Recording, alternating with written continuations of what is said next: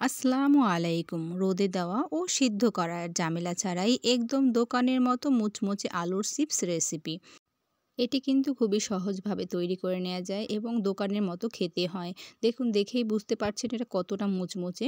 এবার আমি একটি দেখিয়ে দিচ্ছি, দেখুন এটা কতটা মুচমুচে, দেখেই বুঝতে পারছেন। এটা চাইলে আপনারা সংরক্ষণ করেও রেখে দিতে পারেন। কখনো ঘুরতে যাওয়ার আগে এভাবে সংরক্ষণ করে নিয়ে যেতে পারেন। দেখুন, এখানে আমি নিয়ে নিয়েছি 3টি আলু। এবার আমি এটাকে ছাল ছাড়িয়ে নেব। একটি চাকুর সাহায্যে এভাবে ছাল ছাড়িয়ে নিতে পারেন। আমি একটু উপর থেকে অল্প করে ছাল ছাড়িয়ে নেব। দেখুন, এভাবে। আপনারা চাইলে ওভাবেও করতে পারেন, আর এভাবে করলে ভালো হয়। দেখুন, আমি 3টি আলুরই ছাল ছাড়িয়ে ভালোভাবে ধুয়ে পরিষ্কার করে নিয়েছি। এখানে আমি গ্রেটার নিয়ে নিয়েছি, এর সাহায্যে আমি কেটে নেব আলুগুলোকে। দেখুন, আমি দেখিয়ে দিচ্ছি, এভাবে খুব সহজভাবে আলুগুলোকে আমি কেটে নিচ্ছি। একটি দেখিয়ে দিচ্ছি, দেখুন এরকম হয়েছে। দেখুন কতটা চমৎকার হয়েছে এবং কত সহজভাবে করে নেওয়া যায়। এভাবে আমি 3টি আলুই কেটে নেব। খুবই সহজ এবং ঝটপট করে নেওয়া যায়। দেখুন, একটি ডিজাইনও এসে গেছে। এভাবে আমি 2টো আলুই করে নিয়েছি, আর বাকিটাকেও করে নিচ্ছি। এভাবে আমি আলুগুলোকে কেটে নিয়েছি। এবার আমি দেখিয়ে দিচ্ছি, দেখুন এরকম হবে। পাতলা পাতলা করে এভাবে কেটে নিয়েছি আমি। এবার আমি এগুলোকে একটু ধুয়ে নেব। আলুর একটা কষ থাকে, এটাকে আমি বের করে নেব। নিয়ে নিলাম একটি বোলে কিছুটা পানি, এর মধ্যে আমি আলুগুলোকে নিয়ে নিচ্ছি। এবার আমি আলুগুলোকে কষলিয়ে কষলিয়ে কষটাকে বের করে নেব আলুর।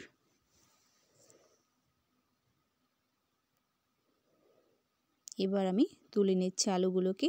এভাবে আমি আলুগুলোকে 2বার ধুয়ে নেব। ধুয়ে পরিষ্কার করে নিচ্ছি। দেশ ও দেশের বাইরে যে যেখান থেকে ভিডিওটি দেখছেন, আশা করি ভিডিওটি ভালো লাগবে। ভালো লাগলে লাইক, শেয়ার, কমেন্ট করে নিয়মিত চ্যানেলের সাথে থেকে চ্যানেলটিকে সাবস্ক্রাইব করে রাখবেন। একইভাবে আমি আলুগুলোকে 2বার করে ধুয়ে নিচ্ছি। এতে করে কষ এবং কালচে একটা ভাব আসার সম্ভাবনা থাকবে না। পানি ছাড়িয়ে আমি তুলে নিচ্ছি। আমি তুলে এভাবে রেখে দেব পানিটা ঝরার জন্য। পানিটা একটু ঝরে গেলে এবার আমি এদিকে পরিষ্কার একটি সুতি কাপড় নিয়ে নিয়েছি। দেখুন, এভাবে ছড়িয়ে নিয়েছি। এর উপরে আমি আলুগুলোকে রেখে দেব। দেখুন, এভাবে একটা একটা করে ছড়িয়ে রেখে দেব, যাতে করে আলুগুলোর পানিটা না থেকে যায়, শুকিয়ে যায়। চাইলে আপনারা ফ্যানের নিচে এভাবে রেখে দিতে পারেন দ্রুত শুকানোর জন্য। আমি এভাবে রেখে দিচ্ছি। এটা শুকিয়ে যাবে খুব দ্রুতই, কাপড়টায় পানিটা টেনে নেবে। দেখুন, এভাবে আমি পুরো আলুগুলোকেই ছড়িয়ে নিলাম। এভাবে কিছুক্ষণ রেখে দেব। দেখুন, আলুগুলোর পানিটা টেনে গেছে। এবার আমি এগুলোকে তুলে নেব। পুরো আলুরই পানি শুকিয়ে গেছে। এবারে একে একে তুলে নেব। দেখুন, পুরো আলুগুলোকে আমি তুলে নিচ্ছি।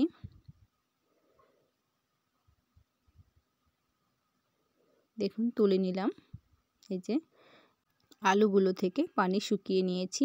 এবার আমি আলুর মধ্যে দিয়ে দেব 1 চা চামচ লাল মরিচের গুঁড়ো। এটাকে দিয়ে আমি হাতের সাহায্যে মিক্স করে নেব। চাইলে আপনারা চামচের সাহায্যেও করে নিতে পারেন। হাতের সাহায্য করলে খুব ভালো হয়। দেখুন, এভাবে আমি মিক্স করে নিয়ে, যারা ঝাল পছন্দ করেন তারা এভাবে করে নেবেন, আর যারা ঝাল পছন্দ করেন না তারা মরিচটা না দিয়ে এভাবে শুধু ভেজে নেবেন। দেখুন, চুলো একটি প্যান বসিয়ে এটার মধ্যে আমি কিছুটা রান্নার সাদা তেল দিয়ে দিলাম। দেখুন, তেলটা গরম হয়ে এসেছে। এটা পরীক্ষা করার জন্য আমি একটি আলু দিয়ে নিলাম। দেখুন, এখানে আলুটা কিন্তু আমার ভেসে উঠেছে। এই পর্যায়ে বুঝতে হবে তেলটা একবারে পুরোপুরি হয়ে গেছে। এই পর্যায়ে আমি কিছুটা আলু দিয়ে নিলাম এখান থেকে। এই পর্যায়ে চুলো রাসটাকে মিডিয়ামে রেখে এভাবে ভেজে নিতে হবে। এবার আমি একটু উল্টিয়ে পাল্টিয়ে দেব। এভাবে ঘুরিয়ে ঘুরিয়ে এটাকে ভেজে নিতে হবে। দেখুন, আমি নেড়েচেড়ে এভাবে ভেজে নিচ্ছি। যারা লং ড্রাইভে ঘুরতে যাবেন তারা এরকম আলু ভেজে সংরক্ষণ করে নিয়ে যেতে পারেন খুব সহজেই, এবং খেতেও দুর্দান্ত হয়।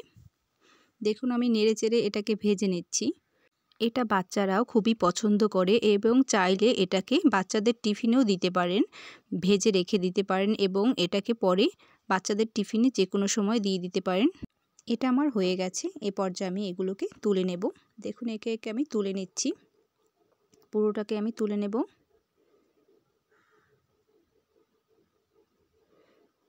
এই যে চিপসটা আমার এটা ভাজা হয়ে গেছে। দেখুন আরও কাছ থেকে আমি দেখিয়ে দিচ্ছি। এবার আমি তেল ঝাঁকিয়ে তুলে নিচ্ছি। এটা অনেকটাই মুচমুচে হয়েছে। বাকি আলুটুকু আমি তেলের মধ্যে ছেড়ে দিলাম। আমার এই ভিডিওটি যারা ফেসবুক পেজ থেকে দেখছেন লাইক এবং ফলো দিয়ে রাখেননি এখনও, তারা লাইক এবং ফলো দিয়ে রাখবেন। এতে করে আমি যখন নতুন কোনো ভিডিও আপলোড করব সাথে সাথে এই নোটিফিকেশন পাবেন সবার আগে।